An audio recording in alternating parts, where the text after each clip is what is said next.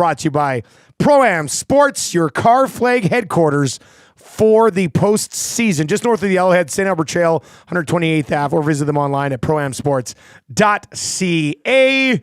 And I wish the boys Pro-Am would have set up like a drive-through where people, like at the back of the store, drive. There's a window there, and Ken or Jack are just reaching out, putting the car flag on your vehicle, and then on to the next one. Right? Just like that. That'd be kind of cool. And we'll salute as you drive. Yeah. Go Oilers. Go Oilers. All right, let's bring in Jamie McLennan this morning. Noodles, how are you this morning, buddy? Not too bad. I just need to check in. How did the tattoo go? Because that was last week, right? Like, I need to. Did it look good? Like, was it perfect? It looked amazing. In fact, the tattoo artist, Kat, she made our logo look better than our logo. I was like, can you get us a copy of this? Like, I want to start using it on things. And the guy, Corey B., he was not messing around, man. Like, it's like this big and on his thigh. Like, it's not hidden away. It's. I'll text you a picture of it later, man. He committed. He committed to it. Quick work, though. Very efficient. Yeah. She got it done in like 2 hours for how big it was. It looks awesome. And so he was hats off to Corey and Kat. Eh? He was at a watch party Sunday, and he's like, I'm already thinking about what I could add to it. I was like, oh, you're sick. That's sick. It's not even healed yet. But whatever. It's a good time. So yeah, that was a lot of fun last Friday, man. Friday was a good show. The Edmonton Oilers, it was 1-1, and then he got that tattoo. They haven't lost since. It's been perfect. A nice little turnaround here. Let's start with them, but we do have lots to get to around the National Hockey League. But we were talking this morning. Obviously, the extra day between games would give us here in Edmonton. If there was anything to really nitpick, we'd be nitpicking it. But, I mean, yeah, I know they only had 13 shots. They still won a game, but I think they've got to feel really good about where they're at right now. Don't they, Noodles? They do, because they've won in different ways. And this game might have shown a little bit of maturity. Listen, Stuart Skinner was awesome, but it's not like he had to face 20 high danger chances. So if you go by the Sport Logic stats, they gave up 4 high danger chances. Yeah. And to me, that's impressive. Where, they forced everything to the outside. They got the saves that they should have from the goaltender. He was rock solid, dialed in. I loved how he battled for sight lines, because there was a lot of traffic. But the old Edmonton Oilers would have not been content with it just being 0-0, or, hey, let's try and open it up. Let's try that extra pass. Let's try and really take control of this game. They basically took what the Kings gave them. They defended very well. To me, that was a very mature game. And believe me, they had to pay a price for it, because, LA was physical. Zach Hyman got run over. Evander Kane's been run over a bunch of times. Evan Bouchard's been hit hard. Connor has been every ounce of ice that Connor skates around on is contested, because they're chasing him around. To me, it was a great win, but it was a different win. Obviously, that's not the template. You can't sit back and go, hey, we're going to get 13 shots on goal, try and defend the hell out of everything. But what you need to do is incorporate the defending part, the patient part, but then bring your level up. To me, I don't think they had their A game. I don't think they would admit that they had their A game, but they did enough on that particular night to win. So it was a really mature win for me, if you ask me. Noodles, what did you make of David Riddick as we saw him for the first time this series? Of course, we talked about during the regular season and his brief appearances against the Oilers, but what did you make of his Game 4 appearance? And I guess moving into Game 5 tomorrow night, what do you expect from him moving forward? Again, the shot volume maybe skewing things on both sides following that Game 4, but what did you make of Riddick's appearance here?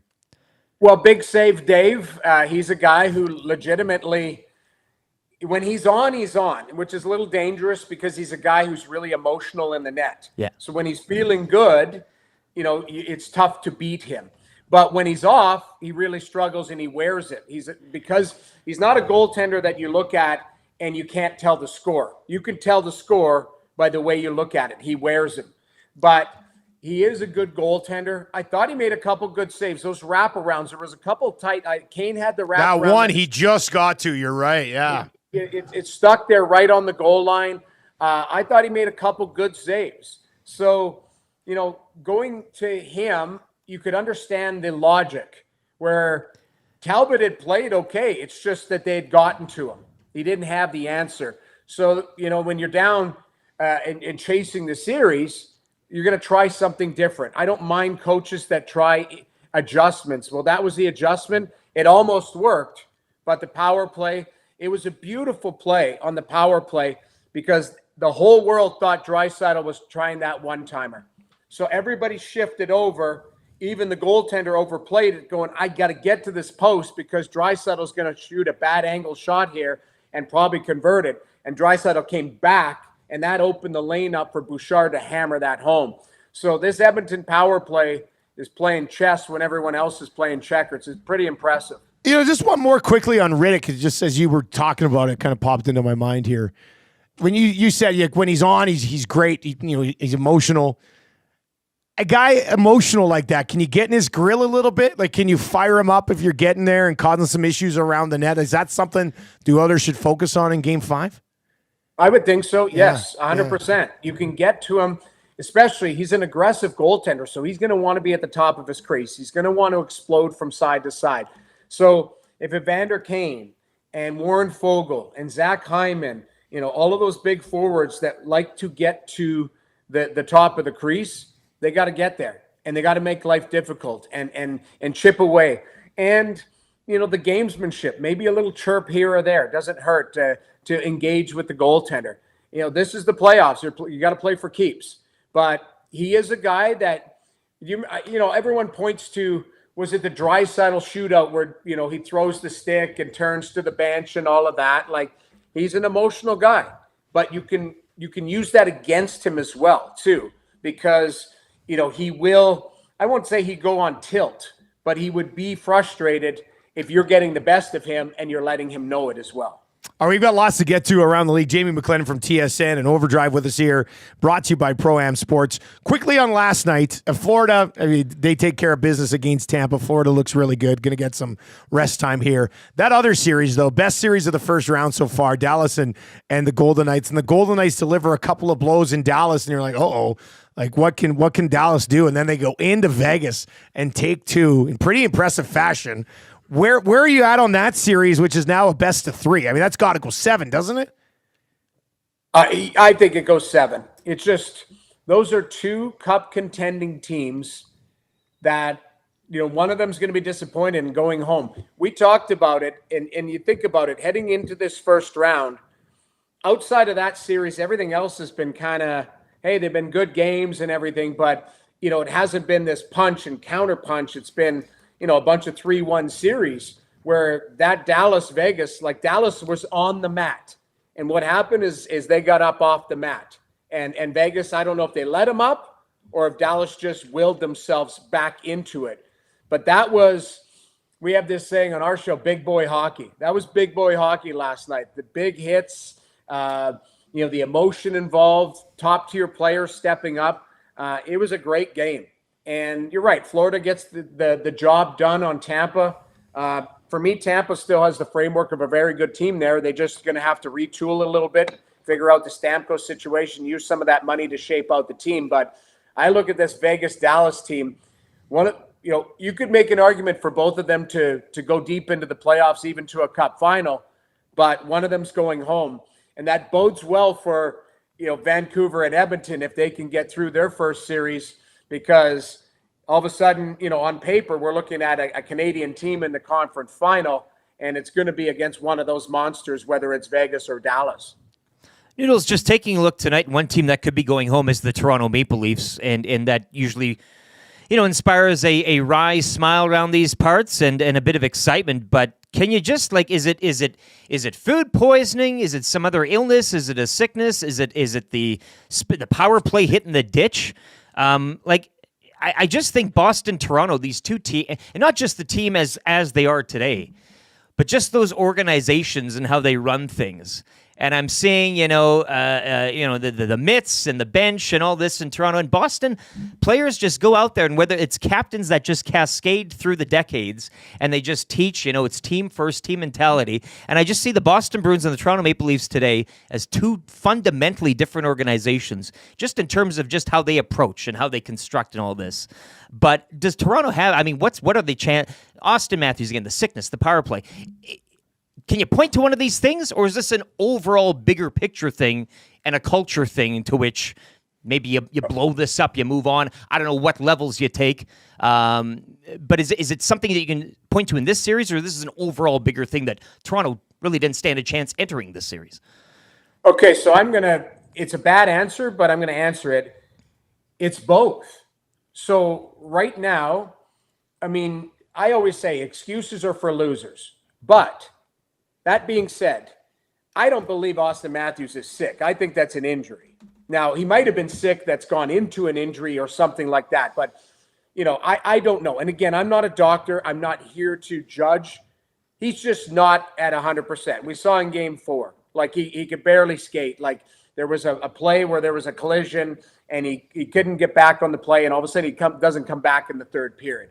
You hope that he's okay, but that just doesn't seem right. William Nylander with migraines or whatever it's being reported. Again, we'll find out at the end of the playoffs what all of these guys had. But William Nylander coming back, you expected the boost. Well, he's a little bit rusty, and Boston's all over it. Mitch Marner, the gloves on the bench, like the frustrations. Maybe that should have happened 5 years ago, because this group is, I've heard sayings, and Ray Ferraro brought it up on our show once, said, he's in between the benches all the time. It's the quietest bench. They just go about their business. There's not a lot of emotion. I have no problem, and I'll bring it back to Edmonton. I got no problem with guys chirping on the bench. We saw it near the end of the season with Draisaitl and Kane, with Perry and Kane. Like, that's emotion. And you've got, this is for keeps. The stakes are high. So if guys aren't pissed, maybe there's something wrong with them. So I look at Boston. They played a perfect road game. They are coached really well. All they do is defend. They chip away. They contest every piece of the ice. And they've got star players that deliver. With Toronto, they've got a formula that can do that. But right now, Boston has had their number because the penalty kill has Boston's penalty kill has been so sharp. The goaltending's been really good. The power play can't get going for Toronto. And then their star players aren't delivering. And then their depth, like you're asking, Pontus Holmberg to be a difference maker, and Ryan Reeves and Nick Robertson. Like, you take a look, there's fundamentally some stuff going on that if this ends tonight, believe me, it's very noisy right now here in Toronto. You can't imagine how noisy it's going to be, because people will be talking about regime changes, all of that type of stuff. But, that's why you play the games. It's still 3-1. Let's see if they can get off the mat. But if they don't get off the mat, there will be a ton of changes. Noodles, before we let you go, Winnipeg also facing elimination here. And you do the show every day, the Lock Shop with Hustler out of Winnipeg, and he said, he's not just hanging it all on Hellebuck. He says Colorado has just worked the Winnipeg Jets so far. Do they stay alive tonight? I don't know if they have a hope in this series. How much of this is on what Winnipeg's not doing, and how much of it is what Colorado's just cranked up to another level here? So we've had a term, Colorado just murders teams on home ice, and that's what they've been doing, just murdering them. I thought Winnipeg had a chance because they had home ice. So Colorado takes one in Winnipeg, and then they just do what they do on home ice. They need a heroic effort from Connor Hellebuck tonight, but they also need Winnipeg to compete in a way that's a little bit, I wouldn't say smarter, but I'll give you an example. The Cale Makar goal the other day, brilliant goal. Obviously, he's arguably one of the best players on the planet. But Adam Lowry gets a chance to run through him at the far blue line. He doesn't run through him. It's stick check. It's, hey, let's back off of this guy. To me, I would much rather go down swinging, go down aggressive instead of being passive. Like, Winnipeg's been way too passive, and then they're not getting the saves from the goaltender that they usually do. So all of a sudden they've given up 20 goals in 4 games. So something has to change tonight. I would much rather go, I'm going to leave it out there, and we're going to go down swinging. We're going to throw everything we got at them. And if it's just not enough, then Colorado deserves to win. But right now, we haven't seen Winnipeg's best, and we've seen Colorado's best, and we'll see how that unfolds tonight. As always, buddy, we appreciate the time. Thanks for sliding in here on a Tuesday, and we'll talk to you next week. Absolutely. Thanks for having me.